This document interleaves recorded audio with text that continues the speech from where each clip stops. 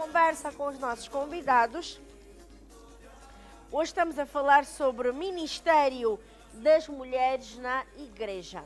E muitas coisas foram apontadas aqui dentro desta sala e tivemos também a participação dos nossos telespectadores e espero que continuem a participar, porque é sempre bom ouvirmos a opinião diante de todos os assuntos que nós trazemos, porque é assim que se faz o mundo, com opiniões, cada um deve defender aquilo que acredita.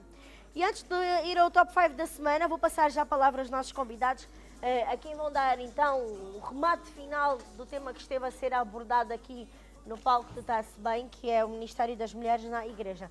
E vamos começar consigo, pastora, bem-vinda, esteja à vontade. Muito bom. Bom, eu vou ser breve e a minha brevidade vai exatamente para uma reflexão, não é?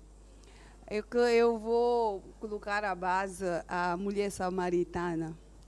Olha que a mulher samaritana, ela teve um encontro com Jesus e naquela altura é bem possível que se fosse os dias de hoje, ela depois teria que se enquadrar a uma igreja, não é verdade? Porque ela teve um encontro com Jesus e ficou tão bem abençoada que ela disse, eu não posso ficar com essas verdades. Meu Deus, Deus salvou a minha vida, sei que tem tanta gente a morrer do jeito que eu posso dizer o meu antes e o depois, e eu vou morrer com essas verdades dentro de mim. Deus me livra. Então ela saiu dali para Samaria e começou a dar a boa nova, não é? Como um homem que tem um ministério de evangelização. E quando ela começou a falar de Cristo, a mesma unção que Cristo liberou para falar com ela, ao ponto dela estar convencida do trato que Cristo lhe deu e que mudou a história dela, ela livrou Samaria. A Bíblia diz, porque eu disse que eu não falo nada que não esteja na Bíblia. A Bíblia diz que toda Samaria foi atrás de Cristo. E se tivesse uma igreja, porque Cristo hoje ascendeu-se aos céus e ele deixou a igreja exatamente em que ele é a cabeça. A fama que a Bíblia diz que Cristo tinha era exatamente por fazer o bem. Cristo, de certeza que ouviu a fama daquela mulher, poderia aí dizer, olha, todos aqueles que você conseguiu salvar, voltam de lá para as trevas. Porque mulher não pode fazer isso. Cristo poderia fazer isso. Mas eu tenho a plena certeza que o meu Jesus, que eu conheço, ele é amor. Porque a Bíblia diz que, lá no livro de João, que Deus amou o mundo de tal maneira. E quando Deus amou o mundo, ele não condenou o mundo. O mundo estava sem forma e vazia. E quando ele olhou e o pecado jazia, de certeza, onde há trevas, há pecado. Ele olhou, não se assustou, não falou palavras de maldição. Mas pura e simplesmente ele declarou aquilo que ele é, o que é a natureza dele. Ele começou a dizer, haja, haja, e as coisas começaram a acontecer. E aquela mulher, exatamente, usou o amor pelo qual Cristo obedeceu a Deus para vir ao mundo exatamente para cumprir uma missão de Deus, e que o próprio Jesus, através da boca de Paulo, disse que todo o corpo de Cristo tem o ministério da reconciliação.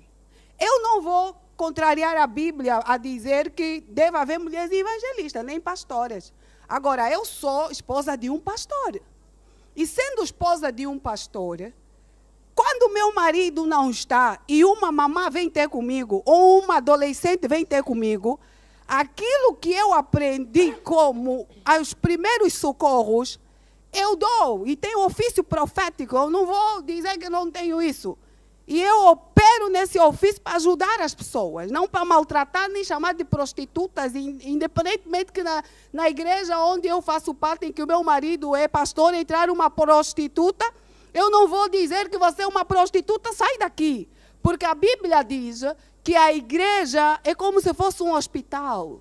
E todos nós estamos ali, estamos em perfeição. Agora, isso eu deixo no ar.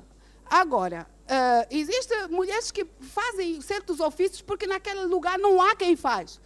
E às vezes até pode ter homens, mas não tem a mesma habilidade. Eu não vou condenar os homens, não, de forma nenhuma, mas isso tem a ver com aquilo que mais, quem mais medita, quem mais lê a Bíblia, quem mais quer conhecer o Espírito Santo, quem mais quer se mover pelo Espírito Santo.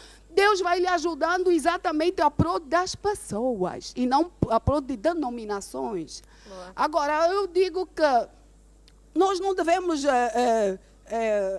comparar a submissão na família com a submissão na igreja.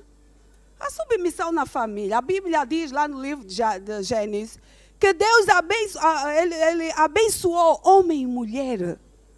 Ele criou o homem e abençoou. Deus não fez acepção de pessoas, porque vou dar mais a bênção no homem e menos a bênção na mulher. Deus abençoou e disse, multiplicai a terra, dominai a terra. Deus não falou só no homem, Deus falou tanto no homem e na mulher. Por isso é que Deus capacitou a mulher para ser auxiliadora dentro do lar. E toda mulher que não faz esse exercício e não se esforça em conhecer a Bíblia para ser o que é ser submissa, problema dela, porque ela agora estou a dizer que você tem que começar, aleluia, a procurar conhecer, investir a tua vida. Muito Outra obrigada. coisa, só queria dizer que as mulheres como auxiliadoras, elas são aptas, elas são competentes, elas são auxiliadoras, elas são socorro para seus maridos e elas devem ser, o primeiro alvo da sua oração e da sua intercessão deve ser o seu marido. As mulheres pastoras principalmente. E não devem paralisar, porque o pastor é o marido, e o marido, se não está em alguém, ela sabe como fazer, não vai fazer, porque o pastor é o marido. E muitas das vezes, os próprios membros é que chamam de pastores, não é porque a mulher se titulou de pastor, ou o pastor é que lhe ungiu, independentemente do critério de cada igreja. Exatamente. Bem, tivemos então a ouvir a opinião da pastora Bem-vinda Bento. Assim, de forma muito sintética mesmo, o pastor Camboema vai deixar o seu recado. Bem, o meu recado é, aí em casa percebam, o livro de 2 de Crônicas 7, versículo 14 é claro. Se o povo que se chama pelo meu nome se arrepender e converter e desviar-se dos seus maus caminhos. Esta mensagem é para a igreja. O livro está a dizer que a igreja deve se arrepender, deve converter. Quer dizer que a igreja desviou-se. E está claro, e nós estamos a ver. As pessoas não devem ser consagradas de pastores, porque fez formação teológica, não. Teologia é que teio é Deus. Teologia é ensino sobre Deus. Todo e qualquer cristão deve ter conhecimento teológico, deve ter ensino sobre Deus. Não é o facto de fazer teologia, deve ser pastor. E este é o maior erro que hoje nós temos muitos pastores, porque fizeram a formação teológica.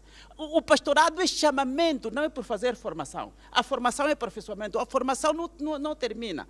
O outro erro que a igreja comete é transladar o evangelista para pastor. É um grande erro. E até de igrejas compôs escola de teologia. Okay. A outra questão que nós vamos citar aqui, que nós estamos admirando. Na verdade, em minha opinião, ainda não ouvi nenhum justificativo que me convence.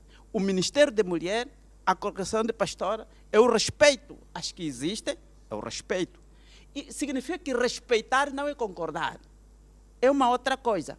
A outra coisa é convivermos juntos. Nós estamos numa única sociedade.